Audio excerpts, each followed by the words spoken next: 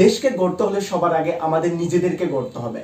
এই সংকটময় পরিস্থিতিতে প্রথমে আমাদের আশেপাশের মানুষের নিরাপত্তা নিশ্চিত করতে হবে। সাম্প্রদায়িক সম্প্রীতি যেন নষ্ট না হয় সে ব্যাপারে কঠোর কেয়ার রাখতে হবে।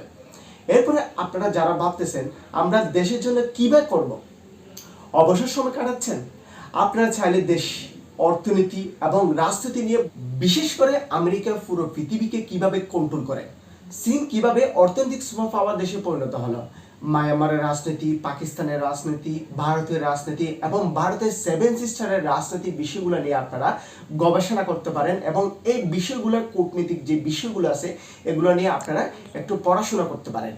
12 ফেল মুভির মধ্যে নায়ক একটি চমৎকার কথা বলেছেন, যারা রাজনীতিবিদ তারা কখনো চায় না তাদের দেশের জনগণ শিক্ষিত হয়ে যাক এবং সব কিছু জেনে যাক, এতে তাদের বড়সড় একটা সমস্যার সম্মুখীন হয়। বর্তমানে আমাদের যে সংকটটা এসে দাঁড়িয়েছে এই সংকটটা মোকাবেলা করার জন্য আমাদের জনগণকে সবাইকে একসাথে এসে কাজ করতে হবে।